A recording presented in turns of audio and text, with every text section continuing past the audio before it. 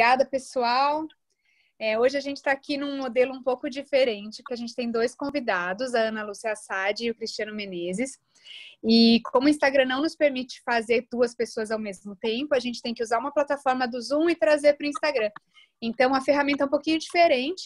Vocês não vão nos ver ao mesmo tempo, cada vez que um falar vai aparecer quem está falando, mas vocês podem continuar mandando perguntas, como sempre fizeram aqui na caixinha de comentários.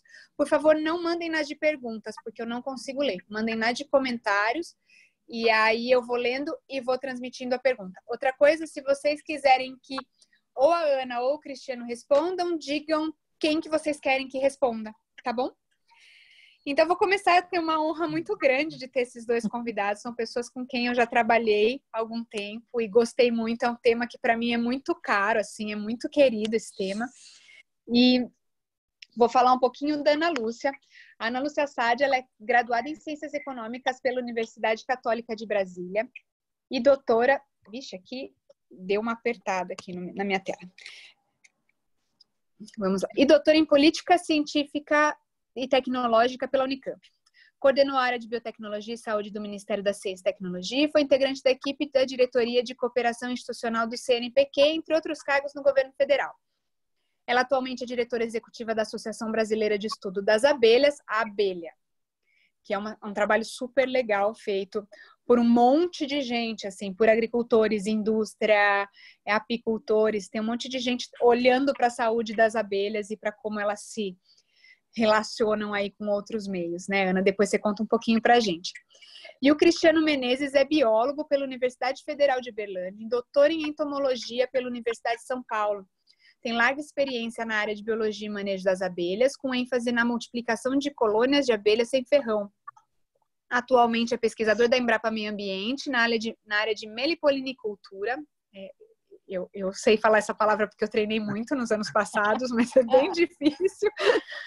E integra o Comitê Científico da Associação Brasileira de Estudos das Abelhas, na Abelha. Então, vamos lá.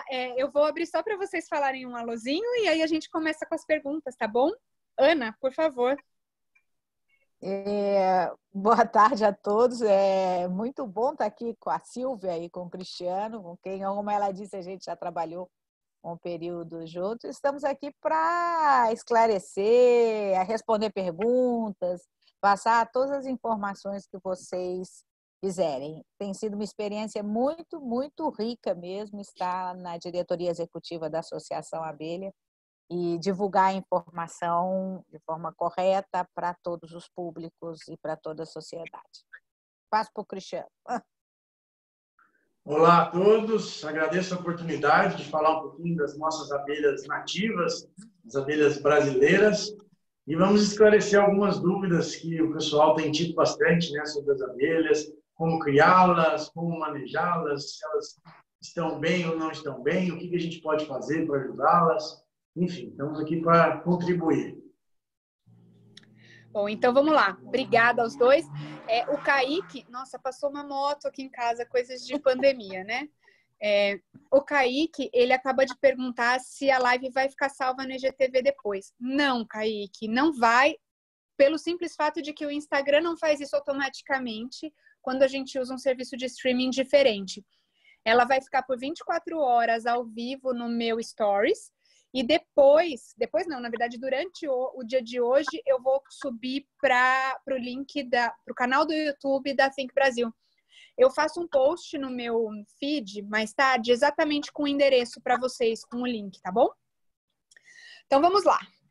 A primeira pergunta aí que todo mundo faz é: qual a real importância da abelha nas nossas vidas e se é verdade que elas estão morrendo? Porque tem muito mito aí, mas também tem muita verdade, né? Eu vou começar pela Ana, pode ser? Pode. Pode ser sim. Vamos lá. Eu começo e depois o Cris continua. A gente vai fazer um bate-bola aqui para que a gente possa contribuir de forma muito rica na discussão. As abelhas, elas são insetos polinizadores. Na verdade, são vários os polinizadores. As abelhas são os principais polinizadores. Entre outros, nós temos os morcegos, moscas, beija-flores, e mesmo roedores que são polinizadores. Por que que as abelhas são as mais importantes? Existe em torno de 20 mil abelhas no mundo todo, já descritas. E no Brasil, a gente fala, existe uma expectativa de que tem 3 mil espécies de abelhas. Então, a gente sempre pensa na abelha, naquela que o desenho animado coloca, aquela de amarela e preta, que na verdade é a Apis mellifera, que é uma abelha exótica que foi introduzida no Brasil e que é uma abelha que produz muito mel. Mas existem, como eu estava falando para vocês, em torno de 3 mil espécies só no Brasil. E muitas delas tem abelhas com ferrão, abelhas sem ferrão, abelhas solitárias, abelhas que vivem em sociedade. Então, é um mundo maravilhoso e muito interessante. E são elas que são responsáveis pela produção, pela polinização, em torno de 95% da polinização de flores, de plantas com flores. E de alimentos também, em torno de 85% dos alimentos nossos. Então, tem alguns, já estou até adiantando algumas coisas, mas eu vou passar para o Cris continuar. Então, tem algumas frutas, alguns alimentos que nós comemos que são muito importantes, que dependem de polinização. Caso contrário, não é possível reproduzir.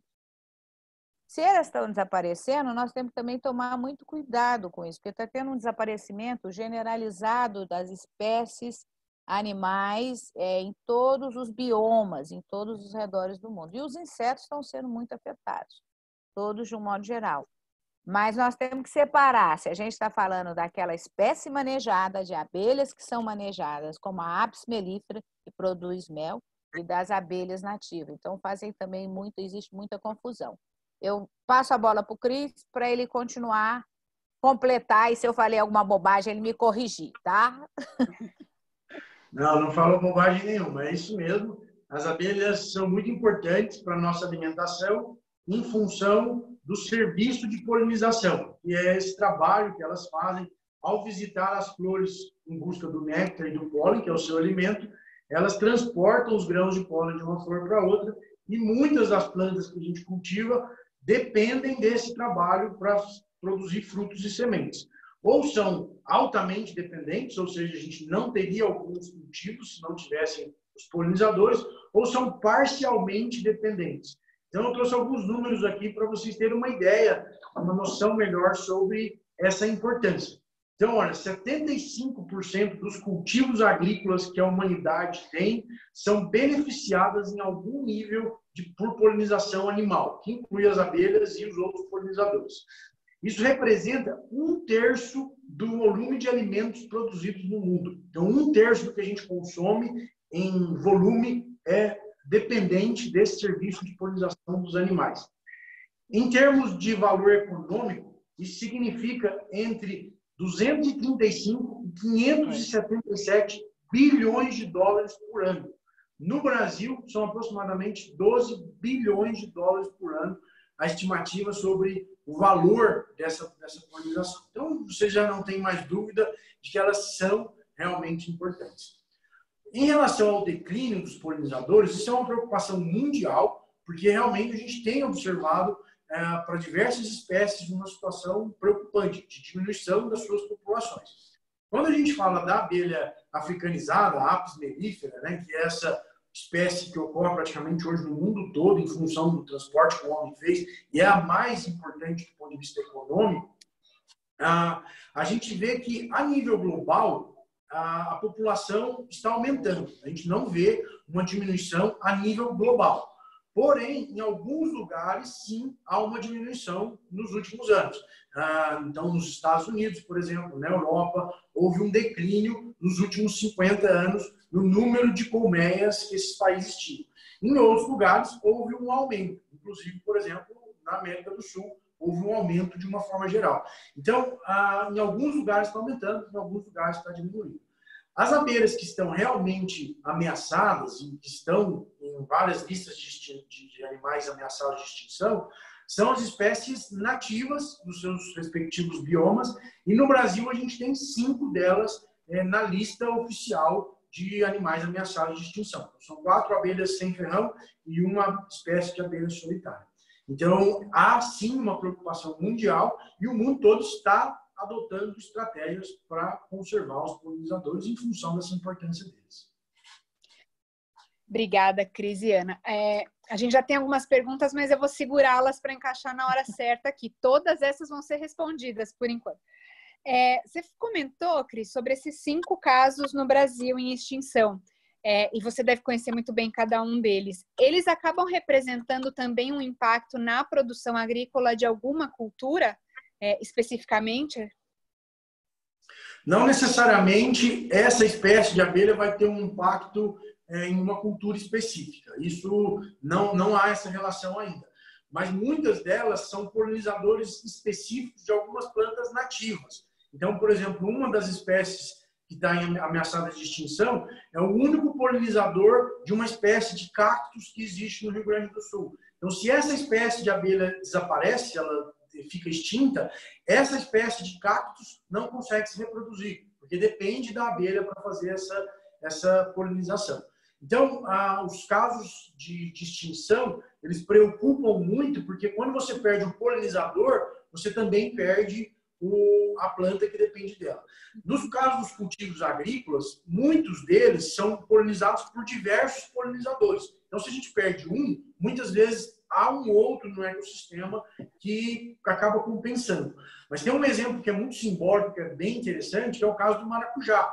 O maracujá, o principal polinizador, é uma mamangava de grande porte, que muita gente chama de besourão, que é uma abelha solitária, e que em muitos lugares já não tem população suficiente para fazer a polinização, e a gente tem que contratar mão de obra humana para fazer o trabalho que a abelha fazia gratuitamente para a gente. Então, a pessoa passa literalmente o dedo na flor para passar o pólen de flor para flor.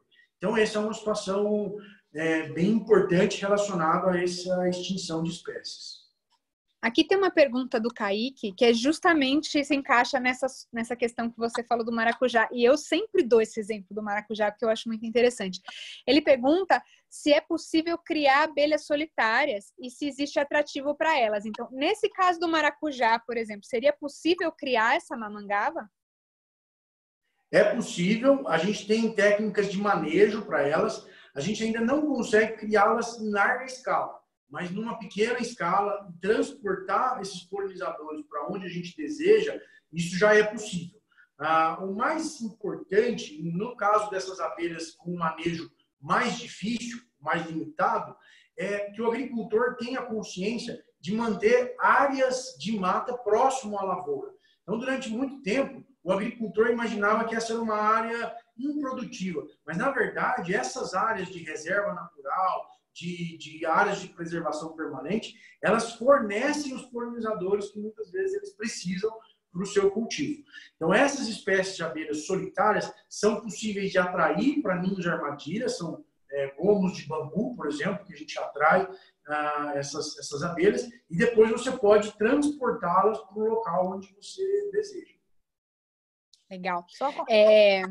Aqui o CCA Abelhas está perguntando quais seriam as 5 espécies que estão em risco de extinção. Você tem de cabeça, Cris? Olha, uma delas é a Melipona rufiventris, que é uma abelha chamada de uruçu do Planalto. A uruçu nordestina é uma das que está em risco de extinção. A Melipona capixaba, que é uma espécie de uruçu que ocorre nas montanhas do Espírito Santo.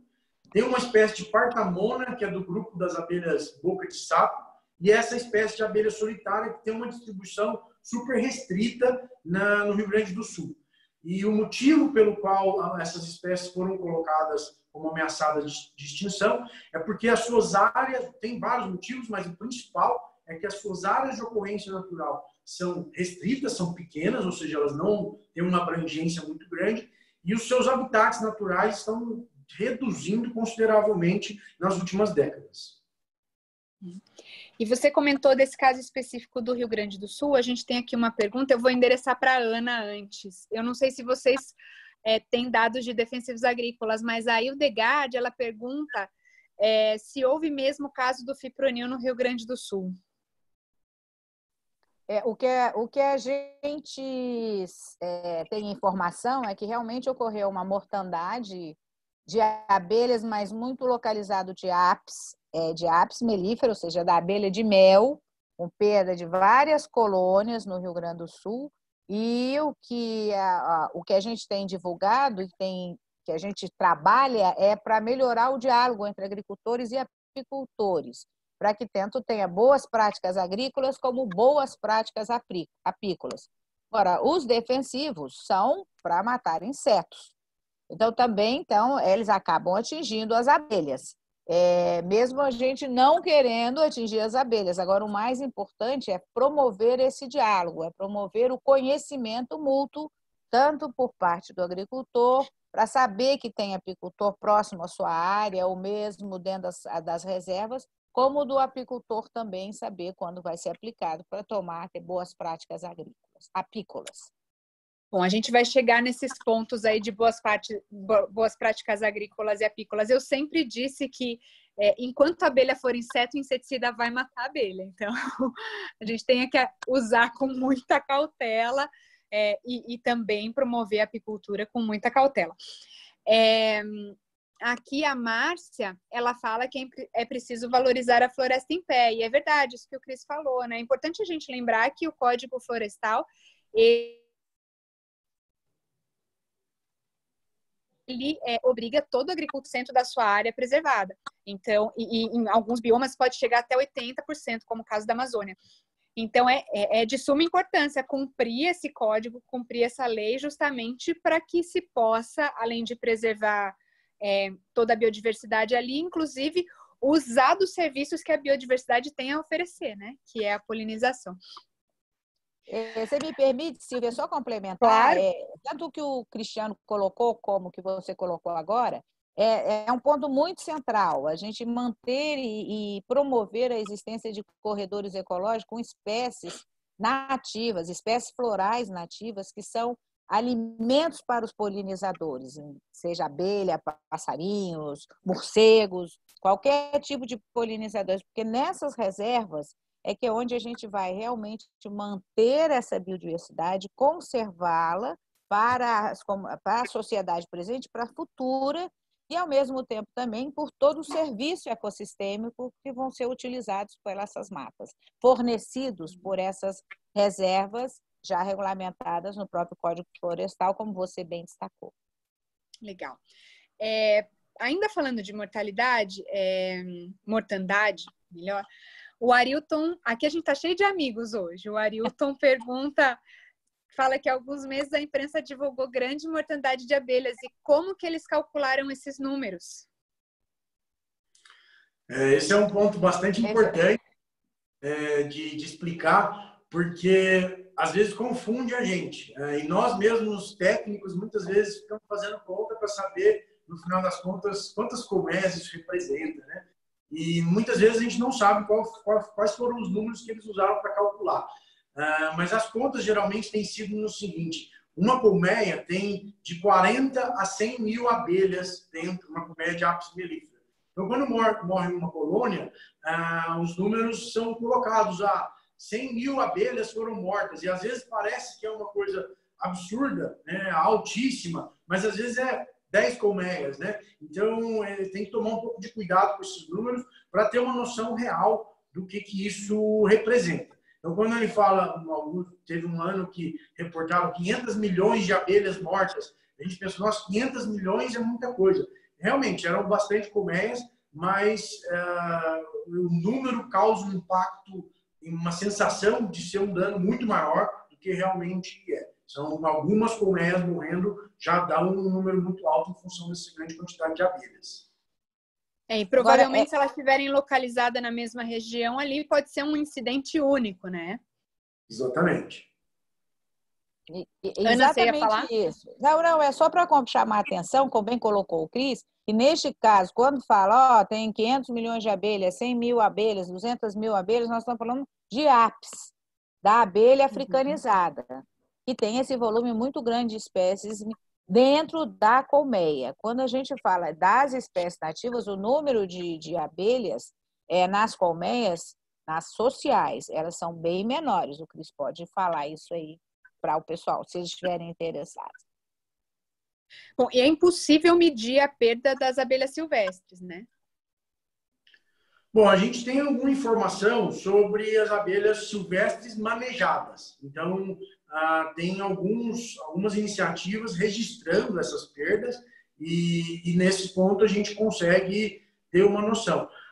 Mas é importante salientar que a maior parte dos apicultores não estão registrados nos órgãos de fiscalização, né, principalmente na defesa sanitária dos seus estados, e isso dificulta muito a gente ter dados precisos sobre quando essas abelhas estão morrendo, em que circunstâncias, e muitas das ocorrências também não são registradas. Em muitos casos, os apicultores estão numa área que eles não estão autorizados, ou alguma coisa nesse sentido, de forma que quando há mortandade, a gente não fica sabendo, não tem essa informação oficial. Eu aproveito a oportunidade, inclusive, para contar de um avanço importante que ocorreu aqui no estado de São Paulo. Então, no ano passado, a Secretaria de Defesa, a Secretaria de Agricultura, especialmente a parte de defesa sanitária, emitiu uma regulamentação em que os apicultores do estado de São Paulo agora são obrigados a se registrar na defesa e também a notificar a defesa sanitária sobre quando acontece mortandade. E aí o estado vai lá, vai coletar as amostras das abelhas mortas e investigar o que causou aquela mortandade para construir políticas públicas que visem a conservação e evitar, né, que esse tipo de circunstância aconteça. Então, foi um avanço muito importante. A gente espera que outros estados caminhem nessa direção para que a gente tenha informações confiáveis e que a gente possa usá-las, né, para melhorar tanto a agricultura quanto a própria atividade de criação de abelhas. Eu acho que, independente do fato que levou a essa mortandade, essa situação dos apicultores acaba agravando muito o controle e a conservação das abelhas, né? Me corrijam se eu estiver errada, porque como não tem notificação, como não tem nenhuma forma da gente dar, a gente, quando eu digo a indústria como um todo, as EMATERs, o Ministério da Agricultura, tudo mais, dar qualquer tipo de assistência para esses apicultores, a gente não consegue nem saber onde que eles estão, fica muito difícil, né? Eu também faço essa pergunta porque muitas vezes eu acompanhei casos de mortandade em que o apicultor colocou colmeias em áreas agrícolas sem nem avisar o produtor rural. E aí houve uma pulverização de defensivos ou qualquer outra situação que acabou prejudicando aquela colmeia, e aí vem aquele monte de matérias ruins mostrando que as abelhas estão morrendo e tudo mais, mas que a prática não foi adequada, né? Exatamente. E é justamente nesse ponto que a gente tem trabalhado intensamente, nessa comunicação entre o agricultor e o apicultor. O agricultor, ele está cada vez mais consciente da importância das abelhas, muitas vezes para o próprio cultivo, né? E o apicultor também, por outro lado, que muitas vezes utilizava uma situações escusa, né? Áreas onde não estava autorizado, ele está passando cada vez mais a se organizar nesse sentido, de oferecer, por exemplo, o serviço de polinização para esses cultivos que dependem das abelhas, né? Ou utilizar áreas de reserva legal para a produção de mel em consonância com a produção agrícola que está ocorrendo ali na região. Então, esse é um trabalho excepcional. A Associação Abelha pode, inclusive, é a linha de trabalho principal deles, a Ana pode complementar essa resposta, mas eu acho, a gente acredita muito nesse poder da comunicação entre as partes para ter uma relação cada vez mais harmoniosa. Uhum. Ana, você quer complementar? Só complementando, assim, é bem nessa linha que a gente tem procurado trabalhar fortemente, exatamente levando essa informação cada vez mais, tanto ao agricultor quanto ao apicultor, da conscientização da importância do serviço de polinização. Então, é muito comum nós encontrarmos alguns agricultores que sequer se atentavam para a importância das abelhas em algumas das suas culturas. E isso, cada dia mais a gente tem divulgado isso, tem soltado os dados, tem informado sobre, olha, existem abelhas nativas, soltando pôster, soltando informações, para que essa informação chegue efetivamente ao público principal interessado. E como disse o Cristiano, esse diálogo é muito importante, tem que ser um ganha-ganha. É isso que a gente tem levado sempre. É um ganha-ganha, não é uma guerra, é um ganha-ganha. É a agricultura ganhando e a apicultura e meliponicultura ganhando. E com isso, a sociedade, todos ganham, porque ao se conservar mais as abelhas, ao se conservar os biomas, a gente ter todo esse trabalho dos serviços de polinização, toda a sociedade que ganha. Então, não é uma competição, é um ganha-ganha. E aí o diálogo é importante, o papel das secretarias de agricultura, os registros das comunicações, isso cada vez mais tem que ser fortalecido, não só com relação à APS, mas também com relação aos meliponicultores, aos criadores e os que manejam abelhas nativas, abelhas sem ferrão, tá? Para a produção de méis especiais, que tem um potencial de mercado muito grande. Legal. A gente falou bastante aqui sobre a importância das abelhas para o agro. E aí a Rose Rodrigues, que vocês conhecem muito bem, ela pergunta aqui qual o acréscimo médio da produtividade em grãos com a presença da abelha. A minha curiosidade é um pouco maior, eu não iria só para grãos. Eu sei que é muito diverso, assim, dependendo da cultura, mas quais são os highlights, assim? Quais são aquelas culturas que têm uma produtividade muito alta por causa da abelha? Bom, Vamos fazer uma dobradinha. Vai lá, Cris, começa. Bom, vamos lá. Grãos, em geral, a maioria dos grãos não dependem tanto de polinização animal. Então, por exemplo, arroz, milho, são culturas que são polinizadas pelo vento. Então, as abelhas, os polinizadores animais, não contribuem tanto. Mas, por outro lado, algumas têm sido estudadas recentemente em relação a isso, e os resultados estão demonstrando importância maior do que a gente imaginava. A soja, por exemplo, foi uma cultura que todo mundo sempre falou, não, a soja é autógama, não precisa de polinizadores animais, ela se autopoliniza, mas quando se coloca abelha na soja, a gente observa um aumento. Obviamente, tem uma variação muito grande, porque tem dezenas, centenas de variedades diferentes de soja. Para cada uma, essa importância da polinização vai ser diferente. Mas visto aumento de 13%, 18%. E um dos highlights que eu gostaria de destacar é o caso do café. O café, a gente sabia que o café Conilon era muito dependente de abelhas. Então, sempre produtor de café Conilon usava abelha. Mas o café arábica, todo mundo falava que não precisava de abelhas.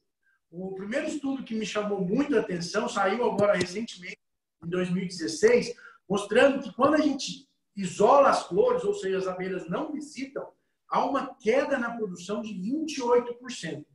Mas o que mais surpreendeu era, a pergunta mais importante era, e se eu colocar mais abelha no café, o que acontece? Então tem um trabalho recente em que a gente está colocando mais abelhas na produção, nas plantações de café, e está tendo um aumento absurdo na quantidade de grãos, no tamanho dos grãos produzidos e até no sabor do café produzido.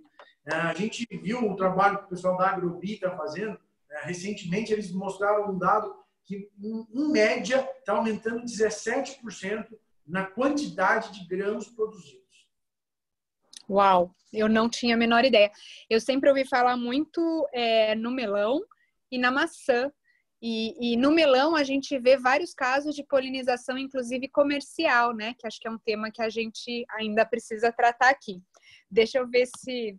Deixa eu só complementar também. Vamos lá. O Cris falou exatamente dos grãos, mas nós temos algumas culturas que a gente chama que são culturas dependentes de polinização. Uma ele já citou, que é a importância da mamangava no maracujá. Mas culturas como abobrinha, melão, melancia, são importantes, mas a própria maçã, a polinização é muito importante, porque permite que os frutos fiquem melhores, mais bonitos. Pera, são essas culturas que são muito importantes que a polinização é muito importante.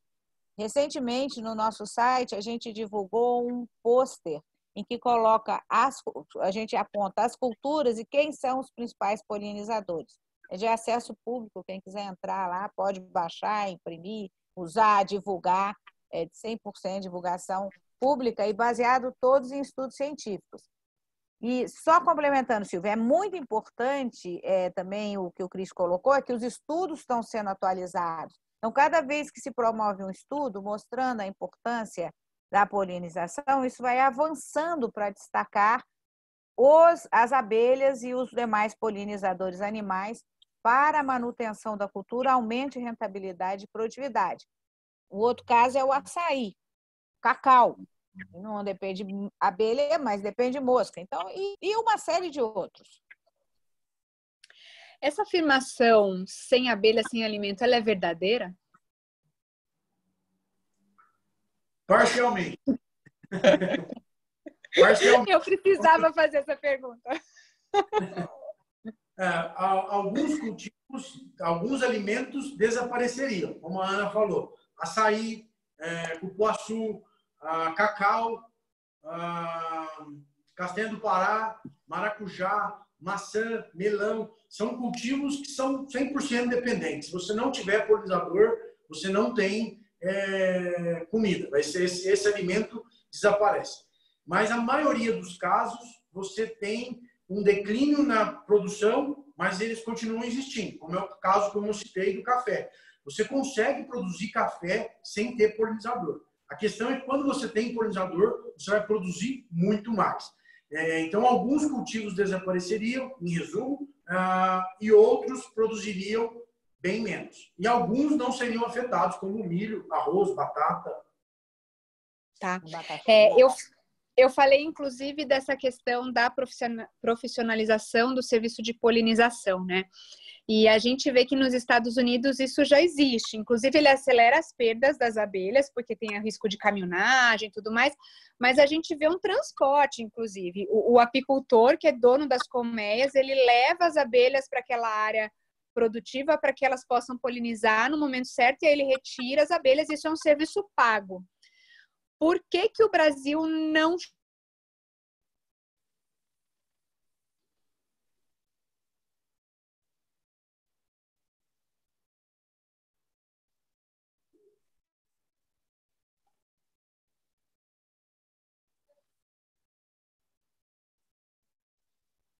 Eu perdi, eu não estou ouvindo mais. Eu acho que a Silvia caiu. Oi, oi. Vocês estão me ouvindo? Então eu vou pegar metade da sua pergunta e já responder. Então, até o que eu ouvi, por que que o Brasil não tem tanta profissionalização do serviço? Na verdade, isso aí caiu. Na verdade, a gente tem realmente um serviço muito profissional nos Estados Unidos, em que eles andam um país inteiro, tem apicultores profissionais em que vivem do serviço de polinização porque é caro, é um serviço muito caro. Passa com a amêndoa, depois vai para a laranja, depois vai para outra cultura e rodam o país todo. Porque os caras são profissionais, é um serviço muito caro. No Brasil, isso tem começado a ocorrer.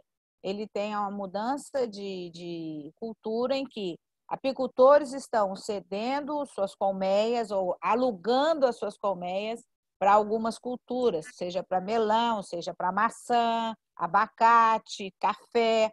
Então, é um serviço que está começando e que, para isso, você tem que ter culturas, as colmeias fortes e todos os contratos feitos, que são entre o agricultor e o apicultor, para o fornecimento do serviço de polinização. Existe essa potencialidade econômica, existem casos já profissionais no Brasil que estão trabalhando, oferecendo esse serviço e já profissionalizando mais. Mas tem todo um cuidado que tem que ser tomado com relação ao transporte, à qualidade das colmeias, ao fortalecimento das colmeias, a evitar o problema de transmissão de doenças também. Então, tem uma série de cuidados sanitários que, como qualquer criação e oferta de serviço, devem ser tomados. O CRIS completa. Complementando essa resposta da Ana, é importante lembrar que nos Estados Unidos nem sempre foi assim. Durante muito tempo, o foco da apicultura nos Estados Unidos era a produção de mel. Isso mudou a partir do momento que os produtores de amêndoas enxergavam a grande relevância que as abelhas tinham para a sua produção e passaram a pagar um valor muito considerável pelo aluguel das abelhas. Então, eles pagam hoje aproximadamente $200, $210 por colmeia para que o apicultor instale ela na sua propriedade. Então, isso fez a roda girar e o serviço de polinização se profissionalizou a partir desse momento em que eles passaram a pagar um valor justo, um valor interessante para o apicultor. Então, vários deles migraram a sua atividade de produção de mel para o atendimento da polinização. No Brasil, isso já existe para maçã e para melão. O que a gente está trabalhando agora é justamente para informar as pessoas sobre a importância dos polinizadores para a sua produção. Em muitos dos casos, a gente não sabe, como estava mostrando o caso do café, por exemplo, que é super recente, a maioria das pessoas não acreditava e muitos ainda não acreditam. Para convencer os produtores de café sobre a importância das abelhas, a gente tem que colocar um bocado de abelhas numa parte da propriedade e deixar o restante da propriedade sem abelhas, para ele mesmo comparar a produção de uma parte com a outra. Então, agora que os produtores de café estão começando a se convencer dessa importância. E para os cultivos que são extremamente dependentes, é fácil ver. Então, por exemplo, maçã e melão. Se você não tem abelha, você não vai produzir. Mas para outros cultivos que você tem um incremento, esses você tem que ter estudos mais técnicos, mais embasados e uma experimentação mesmo para avaliar, né, o quanto que você consegue ampliar a sua produtividade a partir do uso das abelhas. Tá. Bom, nós vamos mandar essa live para o pessoal do café depois, então. Eu acho que eles vão ter interesse em assistir. Mas eu também conseguia ver, quando eu trabalhava nesse tema, uma questão muito interessante. Onde tinha muita dependência, não tinha mortandade. Então, a gente via que o pessoal do melão, principalmente, conseguia lidar muito bem com essa convivência apicultura e agricultura, né? E aí, quais são as melhores práticas? Porque o pessoal do melão lá no Nordeste, por exemplo, não deixava de usar inseticidas, porque eles tinham uma alta incidência de pragas por causa da temperatura e tudo mais, mas as abelhas estavam lá. Quais são as boas práticas que reduzem o risco para as abelhas? Você vai eu primeiro? Vou começar, depois eu passo para o Cris. Tá, vamos lá. Bem, em primeiro lugar, é importante conhecer bem a cultura e para saber quando e como aplicar. Então, isso é muito importante, saber. Primeiro, a importância da abelha na cultura. Na hora que você sabe que você tem uma dependência, você não vai querer matar o seu principal operário, aspas aí, tá? O seu principal fornecedor da melhoria da sua cultura. Então, é muito importante conhecer a cultura em si, o modo de aplicação, e não aplicar em época de floração. Você aplica em época de floração, você está matando, você está contaminando o pólen, o trabalho que as abelhas vão fazer de polinização, desculpe, enrolei aqui a minha língua, dos polinizadores animais. Então, é muito importante esse processo, conhecer a cultura, não aplicar em época de floração, e quando aplicar, e de preferência, no caso do melão que você citou, você hoje já tem um exercício, após estudos científicos que mostraram, em que você não aplica no horário de visitação das abelhas. As abelhas são bem certinho, elas saem no horário certo da colmeia e voltam em determinado horário. Elas saem de manhã e voltam de tarde, em torno das 4, 5 horas. Então, nesse período, é recomendável não se aplicar, porque é o momento que elas estão fazendo a polinização. E no caso do melão, como você bem citou, aplicações são feitas à noite e dentro da indicação, seguindo corretamente a receita da bula, do inseticida que está sendo aplicado. Cristiano, você quer colocar mais? Antes do Cristiano falar, deixa eu fazer a pergunta. Fechar as caixas adianta? Adianta. E muito. Cris, continua.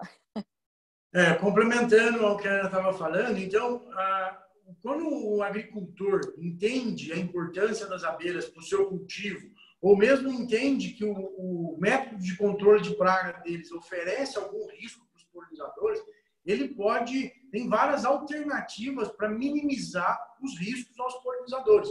Então, o horário de aplicação, como a Ana falou, a escolha dos produtos. Então, muitas vezes você tem 2, 3, 4 opções diferentes para tratar aquela praga. Então, você pode escolher um produto que seja menos tóxico para as abelhas, ou a forma de aplicação. né, o produto que tem sido bastante discutido em relação à mortandade de abelhas é o fipronil. Mas a gente tem muitas formas de utilização do fipronil que não representa risco para as abelhas. Mas se você passar com um avião com fipronil durante a floração, o risco é inevitável, né? Muito grande de você matar as abelhas. E hoje a gente tem no Brasil um caminho que está sendo bem interessante, que é a utilização de métodos de controle biológico. Então a gente tem várias alternativas para quando o agricultor precisar controlar as pragas e, ao mesmo tempo, tem os polinizadores ali na sua área. Então, é um momento de floração, as abelhas estão ali, ele precisa de aplicar, ele pode escolher um produto biológico ou um produto que não seja letal para as abelhas. Então, isso é muito importante. Fechar as abelhas durante a noite é uma alternativa que muitas vezes funciona, mas para isso é importante que ela não esteja dentro da plantação, né, que ela esteja numa margem de distância do local onde vai ser aplicado, para que aquele produto não entre na colmeia. Mas elas aguentam alguns dias fechados. Isso é uma solução em alguns lugares que tem sido adotada. Bacana. A Rose Rodrigues, ela pergunta aqui, qual seria, na opinião de vocês, os cultivos que seriam foco de interesse no Brasil para desenvolver estudos para mostrar os benefícios? Então, além do café que o Cris já falou, quais são as outras culturas que a gente poderia explorar um pouco mais para levar essa informação para os agricultores? Bom, hoje a gente tem de cultivo na região amazônica de muita importância o açaí, que tem sido bastante investigado e está mostrando resultados incríveis, castanha do Pará, guaraná. Então, são cultivos regionais muito importantes economicamente e que os polinizadores trazem benefícios grandes.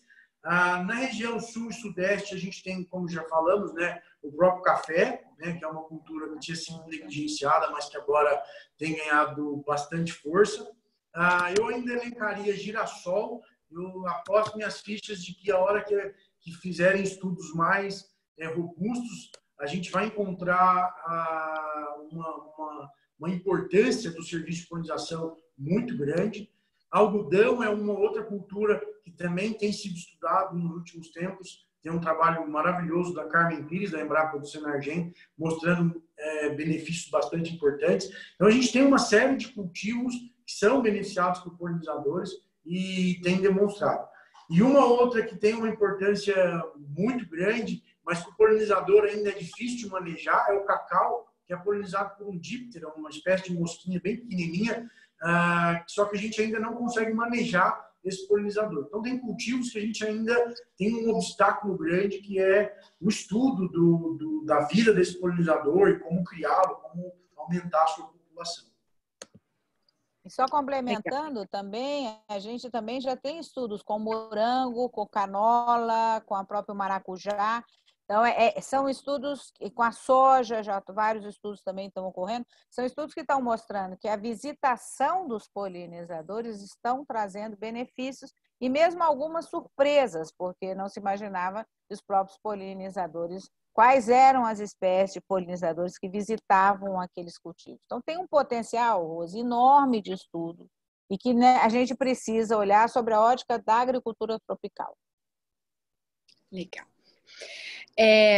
Bom, eu acho que a gente não tem mais dúvida aqui, quem está nos acompanhando, da importância das abelhas e dessa simbiose com o agro, né?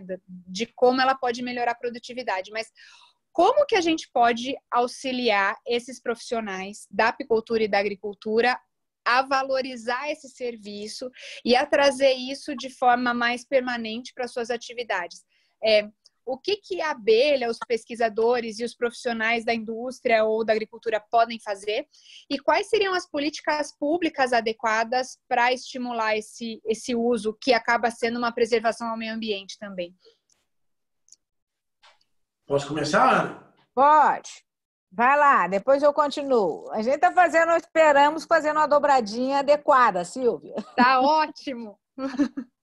Bom, um ponto muito importante é a questão da regulamentação relacionada ao uso dos polinizadores. Então, essa é uma atividade, como a gente deixou bem claro, né? Ela ainda era feita de forma muito informal no Brasil. E a gente tem uma série de obstáculos de regras e de leis que dificultam a criação dessas abelhas em escala comercial, o transporte delas para fins de polinização. Então, as abelhas nativas, por exemplo, a gente tem uma série de restrições por elas serem animais silvestres, né, animais da nossa fauna. A gente tem uma série de restrições dos órgãos de cuidado do meio ambiente em relação ao seu manejo, à sua criação, que dificultam o criador que quer se regularizar. Então, a gente precisa melhorar isso no sentido de tornar a vida do produtor que faz corretamente mais fácil.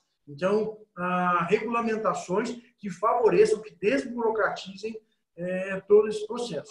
Ao mesmo tempo, a gente tem gargalos técnicos, né? Técnicos e científicos que precisam ser superados. Então, qual é a distância que a gente vai poder deslocar esses polinizadores sem causar impacto ambiental? Então, por exemplo, as espécies nativas, elas não ocorrem no Brasil todo, a mesma espécie no Brasil todo. A gente tem espécies regionalizadas. Então, até onde a gente pode deslocá-las sem causar um impacto nas populações locais? A gente tem desafios técnicos ainda para criá-las em escala grande, né?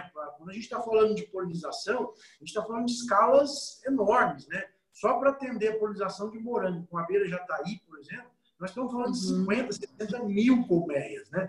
Então, a gente precisa de desenvolver tecnologias para produzi-la nessa escala comercial. Então, são esses os desafios. A parte de comunicação, eu diria que tem melhorado muito nos últimos anos. Esse é um gargalo que tem sido superado e a indústria tem contribuído bastante com isso, a imprensa tem contribuído bastante com isso. Apesar das discussões de mortandade, ela sempre vem puxando essas informações sobre a importância delas e como que a gente deve fazer para ter as abelhas na nossa plantação. E complementando... Pode falar. Silvia. Não, pode falar. Complementando, o que é importante? Essa geração de estudos, eles fornecem subsídios para definição de políticas públicas. Então, só para você ter uma ideia, isso você sabe, a Associação Abelha fez uma parceria público-privada com o CNPq, com o IBAMA e com o Ministério da Ciência e Tecnologia, para, por meio de uma chamada pública, responder a demandas da própria gestão pública. Ou seja, qual é o impacto que ocorre hoje para abelhas nativas, para você ter toda uma regulamentação específica para registro de produtos, utilizando abelhas nativas e apes, que é uma demanda que, assim, olha, nós temos que conhecer melhor. Então, quando a gente fala a necessidade de parcerias e de cofinanciamento público-privado, será para fornecer dados e informações que são muito importantes ao gestor público, exatamente que vai subsidiar o que o Cristiano falou, a regulamentação. Muitas vezes a gente não tem ideia, a gente tem muito bem estudado na Europa e nos Estados Unidos, mas para as espécies nativas de lá, para apes que tem na Europa, para a chamada abelha europeia, mas para as nossas espécies, como bem colocado, a gente precisa estudar melhor. Que doenças existem, onde elas estão localizadas, qual tipo de manejo eu posso fazer, como que eu posso incentivar o reflorestamento com espécies nativas, que são espécies nativas florais amigáveis às abelhas. Então, são uma série de estudos que são muito importantes e que não acabaram ainda, em que a ciência, então, vai dar o embasamento para a decisão, tomada a decisão pública e para a divulgação. Ela vai divulgar, a gente divulga esses resultados e leva essa informação de forma palatável ou traduzida para a sociedade de um modo geral. Isso é muito importante. É a ciência contribuindo no fornecimento de subsídios para a tomada de decisão. Tá ótimo. Deixa eu vou ler mais duas perguntas. Vocês estão me ouvindo? Deu uma travada aqui para mim. Eu vou ler mais duas perguntas aqui que a gente está muito próximo do fim. A gente tem 8 minutos só. E o Instagram é bem cruel, ele derruba a gente sem nenhuma dó. Então, o Arilton, ele coloca aqui que o fipronil foi bastante citado, mas vale dizer que são todos neonicotinoides. E aí eu quero fazer também um testemunho. Eu trabalhei à frente do projeto Colmeia Viva com a Paula, no Sindiveg, e a gente fazia, inclusive, uma investigação de quais as causas da mortandade em alguns incidentes que aconteceram. Claro que muitos apareceram fipronil, outros apareceram outros neonicotinoides, e esses produtos, eles são todos objeto de reavaliações do IBAMA e tudo mais, justamente por causa da saúde das abelhas. Mas é importante dizer que a grande maioria dos incidentes que a gente identificou é porque tinham práticas incorretas. Existiam práticas criminosas, práticas sem cautela e práticas absolutamente incorretas, ou produtos proibidos, ou produtos que não poderiam ser aplicados via aérea, ou tinha um caso muito, assim, chegava a ser até engraçado, que foi até dividir com a nossa audiência, um padre que foi matar uma colmeia que estava dentro de uma igreja, ele despejou um produto, um inseticida ali, e outras abelhas foram foram pilhar aquela colmeia e acabaram levando esse produto para suas colmeias. Então, naquela região da cidade, teve uma grande mortandade de abelhas, justamente porque o padre colocou um produto de forma inadequada. Então, assim, boas práticas acima de tudo, né? Exatamente. Pode ir, Ana. Exatamente. A gente coincidiu até na palavra e na resposta.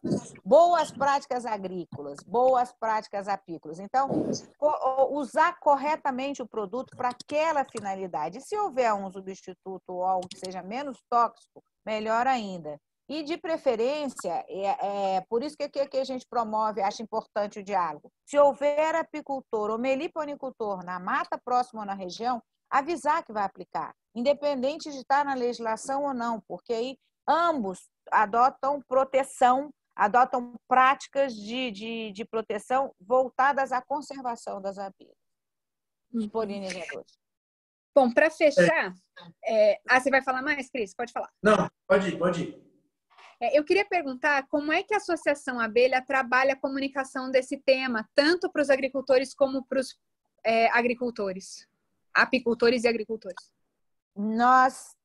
Sendo bem rápido, nós trabalhamos divulgando, fazendo videocasts, fazendo podcasts, promovemos, temos uma parceria com a Embrapa, em que a gente lançou um curso, um EAD, sobre meliponicultura, que só no primeiro mês no primeiro lançamento teve 15 mil inscritos, as inscrições continuam, foram reabertas agora para esse mês, esse EAD está sendo um sucesso sob a liderança do Cristiano, numa parceria que nós temos com a Embrapa. Então, a gente procura usar todos os meios de comunicação possíveis e responder sempre com base científica, pegando a informação científica com a nossa assessoria, com a nossa consultoria do nosso comitê científico e traduzindo essa informação para que chegue da melhor forma possível à sociedade, ao apicultor, ao agricultor, a toda a sociedade interessada. Ótimo. Cris, quer completar? Cris. É importante lembrar, as pessoas que estão assistindo a gente, né, que toda essa discussão em relação a agrotóxicos e abelhas, no final das contas, está contribuindo para que a agricultura brasileira se torne cada vez mais sustentável, né? Então, temos visto, né, uma série de medidas sérias sendo adotadas pelas instituições brasileiras para justamente promover uma agricultura cada vez mais sustentável. Ninguém no mundo não tolera mais ações irresponsáveis. Então, isso que está acontecendo é muito importante justamente para agregar valor ao nosso produto agrícola, né, e mostrar para o mundo que a gente consegue produzir de forma sustentável em muitos lugares. Obviamente, acidentes acontecem, e esses acidentes têm sido investigados, têm sido buscados quais são as causas, para justamente evitar que eles voltem a acontecer ou diminuir a taxa de incidência desses acidentes. Legal. Bom, pessoal, eu vou ter que caminhar aqui para o final. Temos algumas outras perguntas, mas eu quero até dar um spoiler. A nossa ideia é fazer uma série de 3 lives sobre esse tema, mais uma com especialistas e uma com o governo, para que a gente trabalhe políticas públicas para a apicultura. Então, eu conto com vocês todos para assistirem nas próximas. De novo, dar o recado que a live não vai direto para o IGTV dessa vez, porque a gente usou um serviço de streaming para estarmos nós 3 aqui. Então, ela vai para o ao vivo do meu site e mais para o final do dia ela vai estar no canal do YouTube da Think Brasil. E eu só posso agradecer imensamente a vocês. Eu queria pedir desculpas também para a audiência, que eu não interagi muito, eu não respondi, não acenei para ninguém, porque o serviço de streaming que a gente usa é um pouco menos amigável. Mas a gente recebeu aqui, Cris e Ana, muitos elogios e o pessoal dizendo que não sabia de nada disso. Eu acho que é um tema super novo para a sociedade. Todo mundo ouve falar das questões das abelhas, mas de forma muito superficial. E aí tem muitos parabéns aqui. Tem a Tati Grela, diz que fez o curso também do Abelha e da Embrapa e que é muito bom, parabéns. Então eu recomendo até para os leigos, porque tem muita informação lá. Eu até já publiquei aqui uma vez, depois eu vou colocar de novo o link para vocês verem. E sigam o Abelha também, que tem muita informação. Agora eu vou passar para vocês, a gente tem 3 minutos só para despedir. Vai lá, Ana, você primeiro. Tá bom. Então tá bom. Não, olha, eu queria agradecer, Silvia, a oportunidade. Isso é muito importante, a gente está divulgando essa informação e contando com a participação de vocês.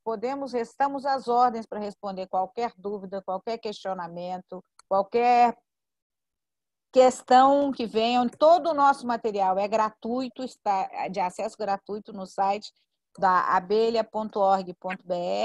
E estamos totalmente abertos a toda e qualquer interação para divulgar as práticas corretas e a forma correta de melhorar a conservação das abelhas e imediatamente também melhorar o agro e a conservação da biodiversidade. Cris, muito obrigada, gente.